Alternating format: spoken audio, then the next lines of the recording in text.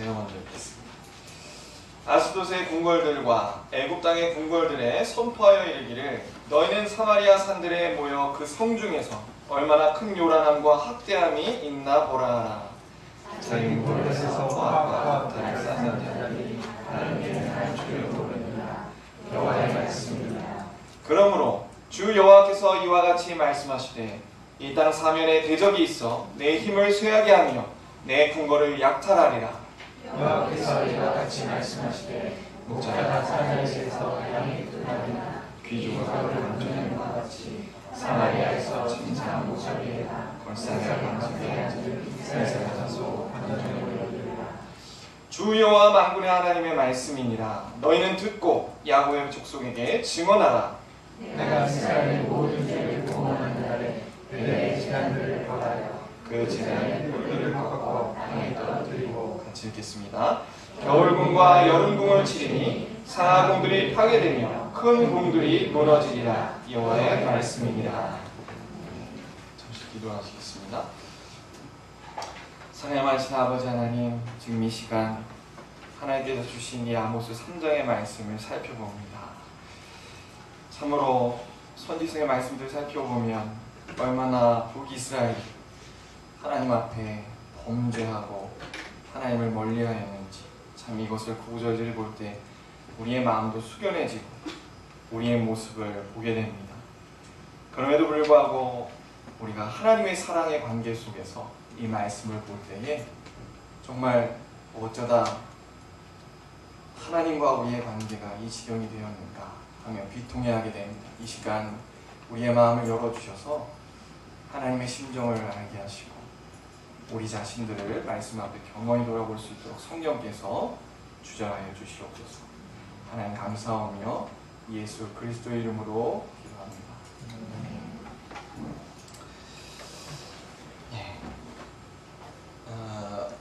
제가 오늘은 주보에 개요를 적지 않고요, 그냥 설교 전에 내용들을 적었습니다. 다 읽어보셨나요?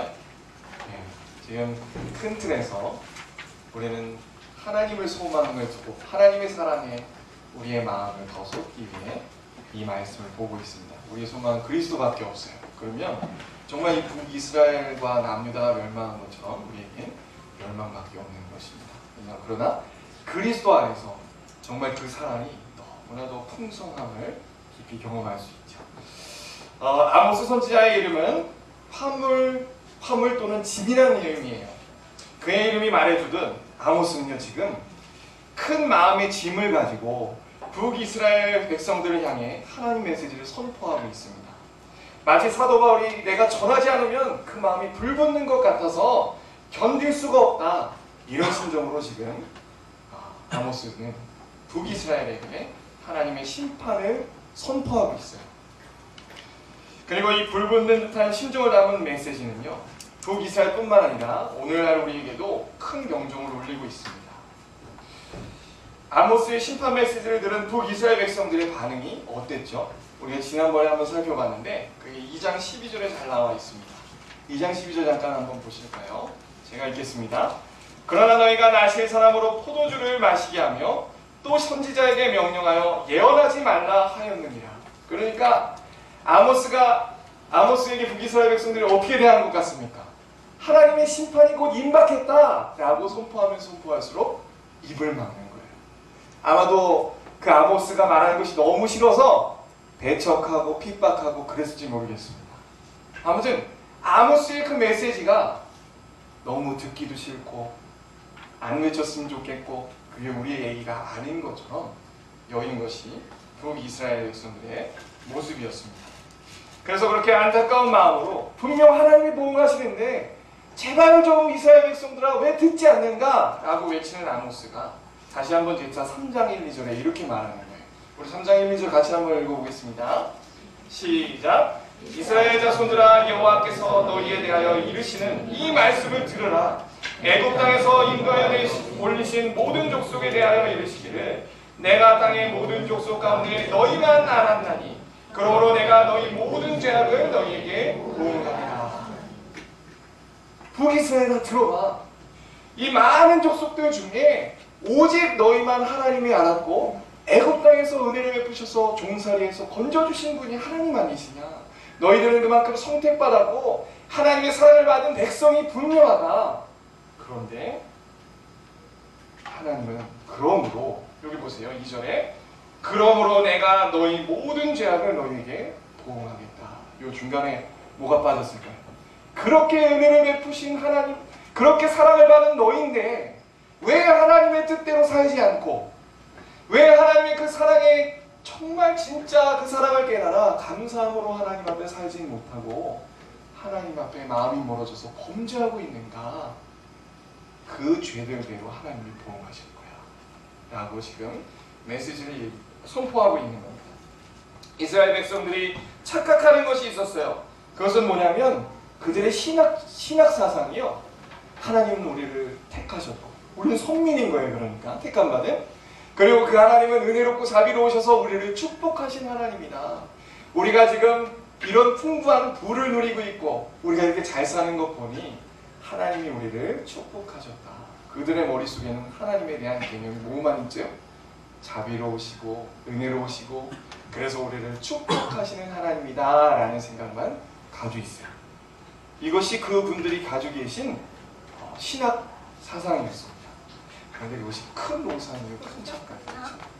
하나님은 축복의 하나님일 뿐만 아니라 그 죄악들을 감찰하시고 벌하시는, 저주를 내리시는 하나님이기도 했습니다. 어떻게 이것을 우리가 알죠? 1, 2절에서 분명 언약 관계를 얘기하고 있습니다. 근데 그 언약 관계에 있어서 중요한 것은 하나님이 먼저 우리가 어떤 상황임에도 불구하고 사랑하셨다가 첫 번째예요. 그런데 그 은혜를 받은 것처럼 요구하시는 바가 있었죠. 뭐였죠? 하나님의 은혜 받은 백성답게 율법의 기준에 따라 여러분들이 살아야 된다. 그것이 주어진 요구요 책임이었어요. 그리고 그 책임은 어디까지 나아가는 거예요? 여러분들이 빛과 소금, 제사장 나라가 되어서 다른 사람들에게 하나님 영광을, 그 덕을 선포해야 된다. 그게 이스라엘 백성의 정체성이었다고요. 그러나 이스라엘 백성들은 하나님을 축복의 하나님으로만 알았고 자신들의 책임은 배제시킨 채 그 율법의 뒤에 딸린 조항들, 축복과 저주의 내용, 축복만 취하고 뭘 잃어버렸어요? 저주에 대한 개념, 그 가르침은 머릿속에서 지워버린 겁니다. 이게 그 이스라엘 백성들의 큰 착각이었어요. 그래서 이 아모스 선지자는 이렇게 얘기합니다. 자신이 선포한 이 메시지가 얼마나 하나님께서 주신 정당한 메시지고 나는 정말 하나님께서 보내신 선지자다라는 것을 표현하는 것이 2절부터 8절까지예요. 한번 2절부터 8절 한 구절 한 구절 보도록 하겠습니다. 지금 자신의 메시지가 하나님께 온 것임을 다시 한번 설득하고 있는 장면이에요. 그는 이렇게 설명하는 겁니다. 원인과 결과가 분명한 사례들을 나열하고 있어요. 한번 볼까요? 3절입니다. 두 사람이 그 뜻이 같지 않은데 어찌 동행하겠는가. 그러니까 지금 동행하고 있다는 거죠. 근데 동행하고 있다는 것은 뭐죠? 사전에 만나기로 뜻을 정하고 약속했다는 거예요. 오늘날은 우리가 시간이 발달하고 교통이 발달해서 그냥 전화 한 통화만 하면 바로 만날 수 있잖아요. 근데 당시는 그렇지 않았습니다. 시계도 없었을 뿐만 아니라 시간 개념이 좀 모호했어요. 게다가 가려면 어떻게 했죠? 좋게 가야 뭐 말 타고 가는, 말이나 낙타 같은 거 타고 가는 거였겠죠. 그러니까 한 번 만나서 동행해서 무슨 의논을 하려 치면 정말 서로 미리 먼저 만났을 때 우리 한 뭐 몇 달 후에 만납시다라든가 그렇게, 그리고 어느 시점에 만납시다라든가 이걸 더 구체적으로 서로 약조를 하고 뜻을 정했어야 된다. 그러니까 지금 동행하고 있다는 것은 뭡니까? 북이스라엘은 이렇게 사람들에게 이렇게 얘기하는 거예요. 지금 논리적으로 그 사람들이 지금 걷고 동행하고 있는 것은 광야에서 같이 이미 만나기로 뜻을 정한 것이 아닌가. 원인이 그렇게 만나기로 했기 때문에 동행하는 것이지 않겠는가. 자, 그리고 3절, 4절 한번 보겠습니다. 4절, 5절 같이 보겠어요. 4절, 5절은 뭐라고 설명하는 거냐면 사자와 새 동물을 들어 설명합니다. 이렇게 얘기하는 거예요. 사자가 옮긴 것이 없는데 어찌 수풀에서 부르짖겠으며 젊은 사자가 잡은 것이 없는데 어찌 굴에서 소리를 내겠냐. 다시 말하면 무슨 얘기입니까? 여러분들 잘 북이스라엘한테 이렇게 얘기하는 겁니다. 여러분들 잘 알고 있죠? 사자가 언제 수풀에서 소리를 지릅니까?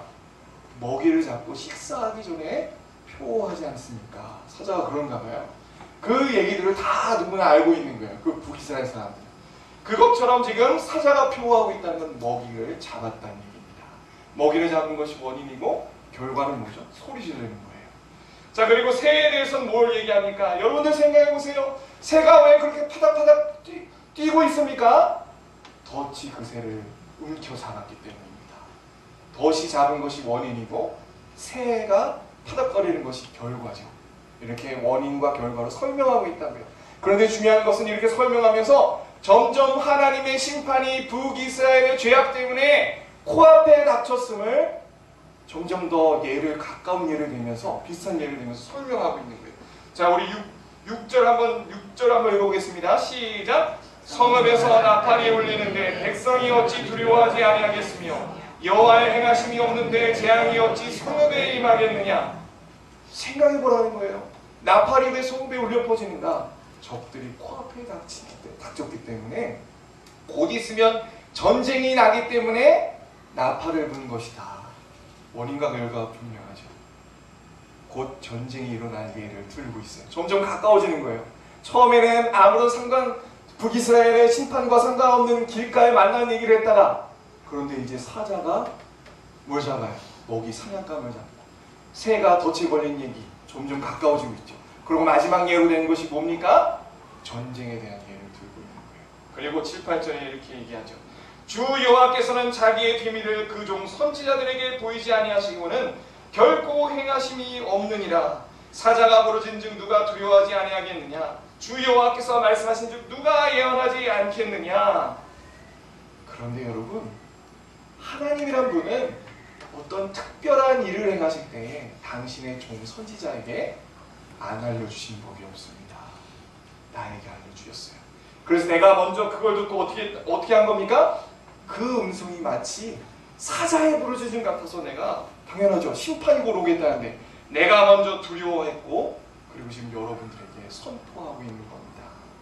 그러니까 내가 지금 이렇게 임박한 심판을 먼저 하나님으로부터 받았기 때문에 이 메시지를 여러분들에게 목 터져라 이렇게 선포하지 않을 수 없어요. 여러분 제발 좀 이 말씀을 들으십시오라고 이렇게 표현하고 있어요.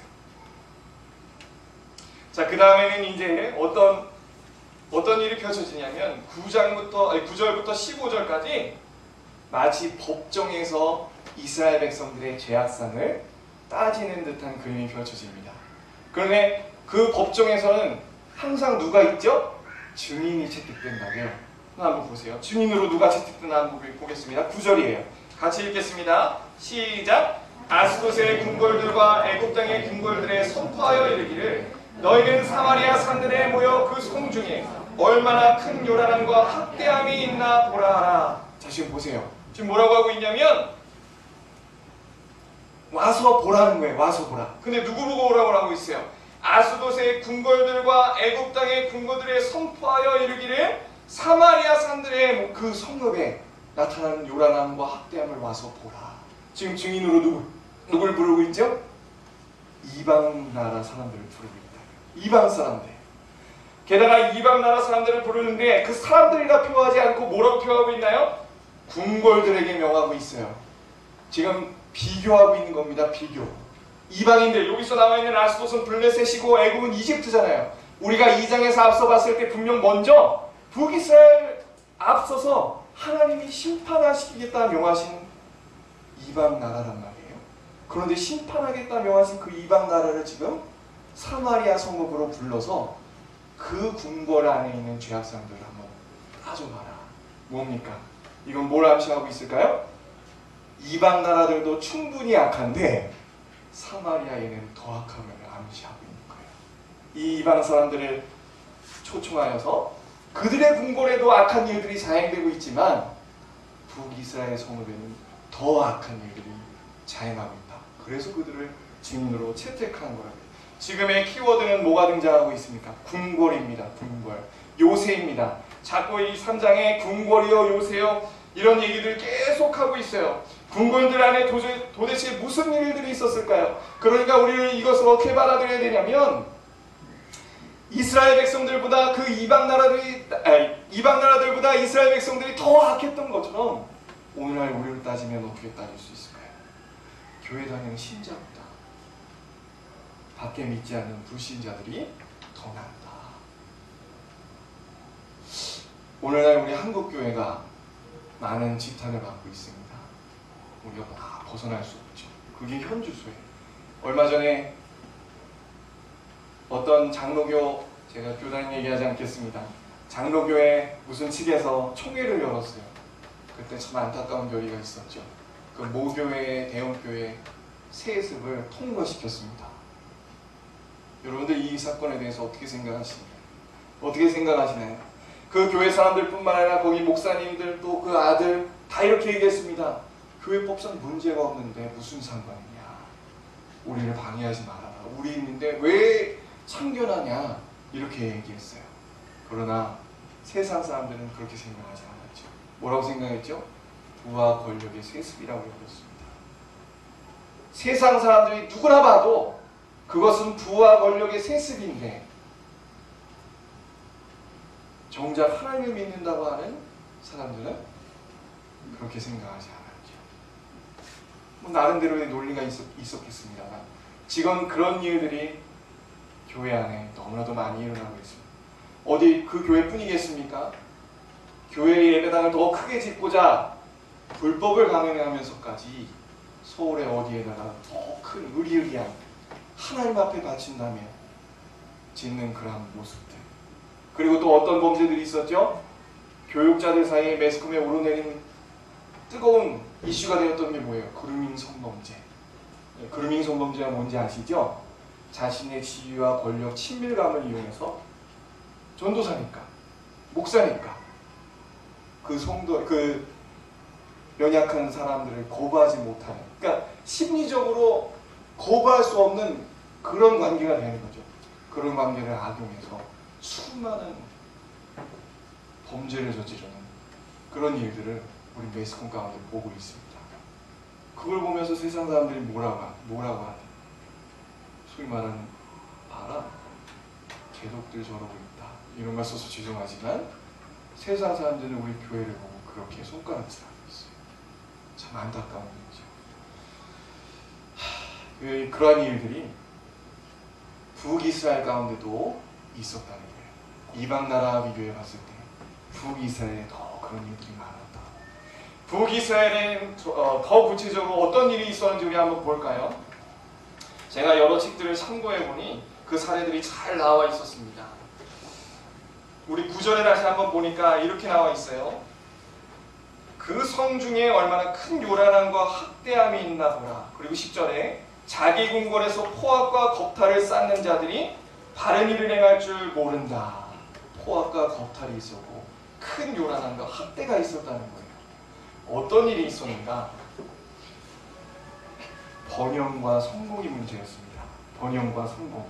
고고학자들에 의하면요. 그 목사님을 통해서 배웠잖아요. 텔 기억하시나요? 텔? 텔이라는 것이 무엇이냐면 그 문명이 살고 있었어요. 쳐들어왔습니다. 그럼 모래를 덮고 그 위에 그대로 집도 짓고 살게 되는 그걸 텔이라, 겹겹이 쌓인 것이 텔이라고 하죠. 근데 고고학자에 의하면 뭐라고 얘기하냐, 8세기와 10세기에 그 집들이 지어진 것들을 보니까 확연히 구분이 되었다라고 얘기해요. 10세기의 집들을 보면요, 크기도 그렇게 다르지 않고 분포도도 다 이렇게 골고루 퍼져 있었대요. 그런데 8세기, 즉 여로보암 2세 때의 집들은 어떻게 되냐면 한편에 모여있는 집은 으리으리하고 화려하고 그런 집들이 모여있었고, 한 구석탱이에는 보니까 아주 다닥다닥 붙어있고 조그마한 그런 집들이 발굴되었다고 합니다. 이렇게 10세기와 8세기에는 너무나도 집을 짓는 모습들이 확연히 차이 났다는 거예요. 이것을 통해서 그 고고학자들은 무슨 얘기하냐면 이것이 하나의 단편적인 예인데 그만큼 빈부격차가 컸다. 그리고 부를 누렸던 그 부자들이 가난한 사람들을 어떻게 대하는 태도가 뚜렷이 드러나고 있다라고 이렇게 설명하고 있어요. 하나의 예로 또 하나의 예입니다. 15절에 보니까 이렇게 나와 있죠. 우리 15절 한번 볼까요? 겨울궁과 여름궁을 치리니 상하궁들이 파괴되며 큰 궁들이 무너지리라 이렇게 나왔어요. 여기 보니까 어떻게 나와 있어요? 겨울궁, 부자들은요 겨울궁도 있었고 여름궁을 따로 가지고 있었습니다. 그러니까 이거예요. 휴가 때 겨울에는 이쪽 놀러 갔다, 여름에는 저쪽 놀러 갔다. 근데 더 중요한 얘기들은 상하궁들입니다. 이스라엘 백성들, 이스라엘 영토 안에는요 상하가 나지 않는데요. 그럼 뭘 했다는 얘기죠? 상아를 수입했다는 거예요. 근데 상아가 워낙 값진 물품이다 보니까 이것을 구하기에 그들이 어떻게 했느냐, 그 상아가 있는 나라들에 필요한 밀, 포도 이런 교환할 수 있는 작물들이 필요했답니다. 그래서 그 영토에 대대적으로, 역사적 사실이에요, 대대적으로 그 영토에 밀, 포도 이런 작물들을 재배하게 됩니다. 그러니까 점점 더 어떻게 된 거냐면 그것과 교환하면서 그거 수확물을 많이 내야 되니까 백성들이 궁핍하게 되었다는 거예요. 왜죠? 먹고 살고 생존하기 위해 북이스라엘 사람들이 먹고 살았던 그런 주요 작물들이 있을 거 아니에요. 그걸 없애고 오히려 이걸 심은 거예요. 그래서 상대적으로 더 궁핍해졌을 뿐만 아니라, 게다가 그 작물들을, 그 교환한 작물들을 그러면 농민들이 재배했을 거 아니에요. 기후 현상에 의해서 그거가 또 풍작이지 않고 흉작이 돼버렸으면 그걸 현금으로 바꿔 세금도 낼 수 없었다. 그래서 점점 더 백성들의 삶은 찌들어지고 가난해지고 더 가난해졌다. 이게 그 당시의 상황이었다. 그러면 가난해져서 세금을 못 내면 어떻게 되죠? 그게 우리가 봤던 이장의 모습이에요. 이장. 제사드리러 성전에 가야 되는데 그 재물 낼 돈도 없어가지고 포도주로 저당 잡고 자기 겉옷으로 저당 잡고 또 어떻게 되는 거예요? 심지어는 자기 몸을 팔아 노예가 되는 신분으로 전락하고 말아요. 이게 그 당시 북이스라엘의 안타까운 모습들이었답니다. 여러분, 근데 우리가 생각해 봐야 될 것이 있어요. 이것이 겉으로 드러난 그 성급, 그 궁궐 안에서 일어나는 자행되는 일이었습니다. 그런데 우리가 더 생각해 봐야 될 건 뭐냐면, 과연 그 궁궐 안에 사는 하나님을 믿는다고 하는 사람들의 마음의 궁궐 속에 무엇이 있었을까? 바로 한마디로 얘기하면 탐욕이죠. 그런데 그 탐욕이, 우리는 사실 누구나 탐욕이 있어요, 여러분. 인정하십니까? 우리 안엔 구원받았지만, 다시 한번 얘기하면 옛사람을 우린 죽었어요. 아멘입니까? 이것이 어떤 뜻이라고 했죠? 하나님 앞에 우리의 죄 때문에 정죄받아 지옥에 가는 그 옛사람은 신분적으로 죽었다고요. 그러나 아직 우리 안에는 강한 죄의 잔재들이 남아있죠. 그게 탐욕이에요. 십계명을 공부하면 그게 탐욕입니다. 우리 안엔 누구나 다 탐욕이 있다고요. 그런데 어떻게 북이스라엘이 그토록 그 탐욕을 제어하지 못하고 탐욕이 샘솟고 막 폭발했을까요? 저는 이것을 따져봐야 된다고 생각이 들었습니다. 한 가지 쉽게 예를 드리죠. 아담과 하와 때 어떤 일이 있었나요, 여러분? 아담과 하와가 선악을 따먹고 하나님 앞에 징계를 받았어요. 우리는 죽음을 생각하면 누구나 한 번쯤 태어나서 다 죽기 때문에 별거 아닌 것처럼 생각되죠. 이 얘기 연관시켜서 들으셔야 됩니다. 북이스라엘이 지금 심판의 메시지를 선포받았을 때 아까 반응이 어땠어요? 아니, 어떻게 하나님이 우리를, 자비로우시고 은혜로우신 하나님이 어떻게 우리를 심판할 수 있어? 나 그런 하나님은 나 받아들일 수 없어. 이게 그 사람들의 마음의 중심이었습니다. 그런데 아담과 하와는 그러지 않았어요. 아담과 하와가 선악을 알게 한 나무의 실과를 먹었습니다. 여러분, 선악을 알게 한 나무의 실과를 먹은 것, 어떻게 보면 굉장히 사소한 죄잖아요. 근데 그 죄를 짓고서 하나님이 명하신 징계가 있었어요. 죽음이었습니다. 죽음. 북이스라엘 사람들은 이거 어떻게 받아들였을까요? 만약 아담과 하와의 입장이라면 어떻게 은혜롭고 자비로운 하나님이 그러실 수 있어? 그러지 않았을까요? 당시 아담과 하와는요, 마치 선악을 알게 한 나무의 실과 말고 생명과를 먹었기 때문에 영원히 사는 듯 생각했을지 몰라요. 그런데 그들이 범죄하고 나서 하나님이 오셔서 너희는 흙으로 돌아가라. 내가 심판 내리는 거야. 징계하는 거야. 라고 들었을 때 아담과 하와는 하나님을 알았기 때문에, 뭐라고요? 하나님을 아직 알았기 때문에 완전한 무지가 임하지 않은 거예요. 하나님을 알았기 때문에 그것을 받아들였다고요. 겸허하게. 다시 말하면 하나님은 우리에게 축복을 주시고 사랑을 베푸시고 은혜를 베푸시는 분임을 분명히 알았을 뿐만 아니라 뭐도 알았어요? 죄에 대해서는 따져 물으시고 죄대로 갚아주셔야 될 공의의 우주적인 재판장이신 걸 알았다고요. 알았다고요, 여전히. 그런데 북이스라엘 백성들은 심판의 메시지를 선포됐을 때 하나님 앞에 받아들이지 못했죠. 그러나 나는 받아들이기 싫어. 그래서 귀를 막고 오히려 아모스는 핍박하는 북이스라엘 모습이 보였습니다. 아담과 닮지 않았어요. 누가 닮았죠? 가인과 닮았습니다. 가인. 생각해보세요. 가인이 어떻게 했습니까? 가인이 선악의 판단자의 자리에 앉아서 자신의 재물을 받지 않자 어떻게 했어요? 하나님이 싫은 거예요. 죽었는데 내 걸 안 받아? 그러고서는 어떻게 했죠? 그 화살을 돌려 가인을 죽여버렸죠. 그러니까 분명 아담과 하와는 차이가 있다고요. 아담과 하와 속에는 분명 죄성이 들어왔습니다. 그래서 제가 글에 써놨던 것처럼 죄성이 작용해서 자신의 죄진 것들을 하나님 앞에서 면해보고자 어떻게 했어요?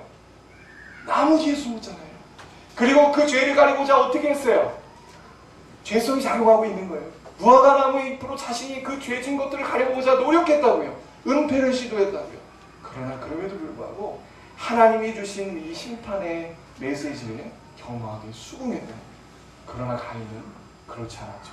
오히려 어떻게 나갔어요? 가인이 이제 4장에 보면 하나님을 떠나 노땅, 유리하고 방황하는 신세가 되었을 때 그가 첫 번째로 취한 행동은 무엇이었습니까? 자기 성을 쌓는 일이었습니다. 궁궐을 쌓는 일이었어요. 누구의 이름으로? 자신의 아들 에녹의 이름으로. 무슨 얘기입니까? 그 마음의 중심에 탐욕이 치솟고 솟아나서 내가 우리 아들을 통해 나를 높이리라. 그런 마음이 기승하고 있는 거예요. 그 이후의 인류의 역사는 어떻게 되죠? 서로 가진 자가 철을 가진 자가 쳐들어가서 빼앗고 또 빼앗고 가진 자가 더 많은 여인을 거느려 이런 인류의 불행한 역사가 시작됐잖아요. 여러분, 이런 비극적인 역사가 지금 바로 북이스라엘 가운데 일어나게 되는 거예요. 그러니까 우리 속에 있는 탐욕은요, 잘 연관성을 생각하셔야 됩니다. 우리의 무지와 깊게 맞닿아 있다는 거예요. 뭐라고요? 성경에 하나님이 어떤 분이신지를 잘 설명해주고 있는데 그런 하나님이 싫은 거야. 왜? 탐욕이 있기 때문에. 우리 안에는 이런 일이 없습니다. 우리의 마음에 궁궐하는 이런 일이 일어나지 않으라는 보장이 있습니까? 예, 무서운 거예요. 지금 이 세상 사람들은 한 주 동안 저도 화가 나더라고요. 무슨 말씀인지 아시죠? 아이고 이거 매스콜 보니까 서로 이편저편을 나눠가지고 막 죽겠어요. 그걸 보고 있으라니까. 검찰 개혁해야 된다고 외치고 있어요. 물론 저도 검찰 개혁해야 된다고 생각하는 사람입니다. 그 양쪽 진영의 어느 편인 걸 떠나서요. 그런데 성경은 뭐라고 얘기하고 있냐면요, 우리가 지금 그걸 보고서도 안타깝고 가슴을 쳐야 되지만 그것보다 더 가슴을 쳐야 될 일이 있다라고 얘기하는 거예요. 그것이 무엇이죠? 왜 하나님의 백성들이 있는 나라가 그 지경이 됐냐는 거예요. 제가 서두에 말씀드렸죠? 하나님께서 우리에게 언약을 주셨다는 것은 우리에게 책임이 있다는 겁니다. 무슨 책임이에요? 하나님의 뜻대로 하나님의 은혜를 의지해서 감사함으로 살는 한 명 한 명의 성도를 통해 하나님의 영광이 흘러가고 하나님의 사랑이 흘러가고 내 옆에 있는 이웃이 하나님을 경험해야 된다고요. 정말 그 검찰 안에 개혁해라고 목소리를 높이고 있는 그 검찰 안에 하나님을 믿는다 하는 사람이 없을까요? 그렇지 않다는 거죠. 그렇지 않다. 이것에 우리의 마음을 찢고 눈물을 흘려야 된다. 하나님은 지금 아모스를 통해 우리에게 절규하고 계신 겁니다. 그들의 마음의 자리에 누가 있었다고요? 탐욕과 무지가 있었다. 탐욕과 무지.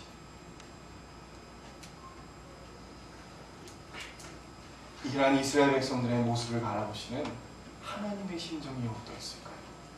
하나님의 심정. 비통하시지 않으셨을까요?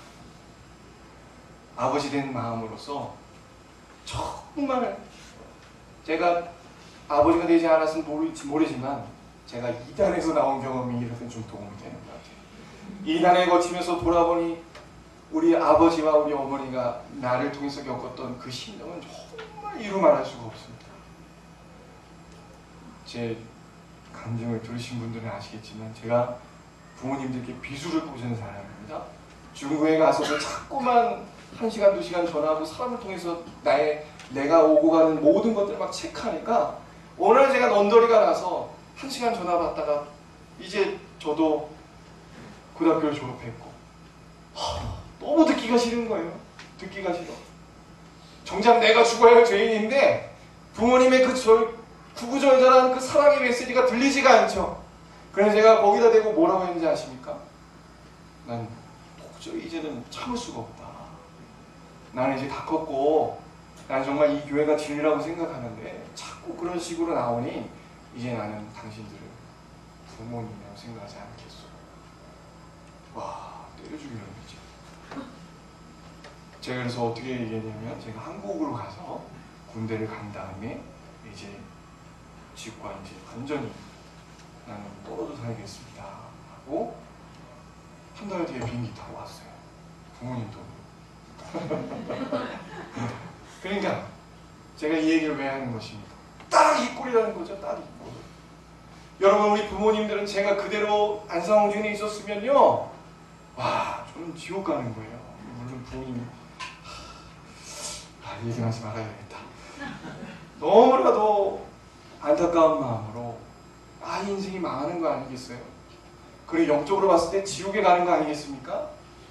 그런데도 듣지 못하고 딱 내가 아는 것에 그 무지에 사로잡혀서 어떻게 그렇게 옹고집스럽게 부모님의 마음에 대못을 가는 건지 북이스라엘 모습이 딱 그 모습이에요. 그러나 하나님은요 북이스라엘 절대 포기하지 않았죠. 지금 우리가 이 장면만 보아서 그렇지 이 장면만 딱 떼놓고 보면 와 너무 무서우신 분이고 어떻게 저럴 수 있나? 그러나 성경은 66권까지 있잖아요. 모든 내용들을 봤을 때 하나님은 이 이스라엘을 향하여 창하신 심정이 어떻습니까? 구구절절한 거예요. 그냥 내가 죽어서라도 저 아들 살리면 얼마나 좋을까 하는 심정인 거예요. 그 심정. 아니 이거 지금 아모스가 그 심정을 다 담지 못해서 이렇게 선포하는 것이 한계가 있을 뿐이지 하나님은요 우리를 향해서도 지금 우리 한국교회를 향해서도 또 여러분들을 향해서도 우리가 알지 못하는 우리 지들도 내가 얼마나 죄인인지 깨닫지 못하잖아요. 우리의 모습을 보시면서도 하나님은 구구절절히 마음을 아파하신다고요. 저는 참 예수님이 십자가에 달리기 전에 그 예수님의 모습을 볼 때 이러한 하나님의 심정을 잘 느낍니다. 특히 베드로가 수제자인 게요 그냥 수제자인 게 아니고요 가장 부족한 모습을 보였기 때문에 경험했기 때문에 저는 수제자라고 생각합니다. 베드로가 자신을 확신했어요. 나는 하나님 너무 예수님 너무 사랑하고 절대 떠나지 않겠습니다. 웃기는 소리죠. 그런데 어떻게 했죠? 예수님이 힘이 메시지를 주셨잖아요. 그렇게 살면 안 된다. 그거 아니다. 너 나 다굴기 전에 3번 부인할 거야. 그런데도 그 말이 내가 그걸 말도 안 돼서 예수님은 나를 어떻게 보고 북이스라엘은 딱 그 모양이죠. 그런데 어떻게 됐죠? 법정에서 마지막 그 여인 종이 너 내가 그 예수님과 함께 있는 그 당이야 내가 봤어. 그 소리 듣고 어떻게 했다고 해요? 저주하면서까지 뭐라고 저주했는지 모르겠어요. 예수님 저주했나? 자기들 저주했나? 나는 만약에 예수님이 당하면 난 개다 뭐 그렇게 했나? 모르지만 저주하면서까지 그렇게 예수님을 부인하는 것이 바로 베드로잖아요. 그런데 그때 닭이 울자 예수님과 눈이 마주칩니다. 어떤 눈이었을까요 여러분? 너 딱 걸렸어. 넌 역시 그래. 네, 이제는 드디어 너는 이제 호적에서 파버릴 거야. 그러셨을까요? 아니잖아요. 베드로는 예수님과 눈빛 마주친 후에 저 구석으로 달려가 펑펑 울었습니다. 왜요? 예수의 눈빛 속에 그 따뜻한 사랑을 느꼈기 때문이에요. 참 우리는 예수님이 아니면 죽는 겁니다.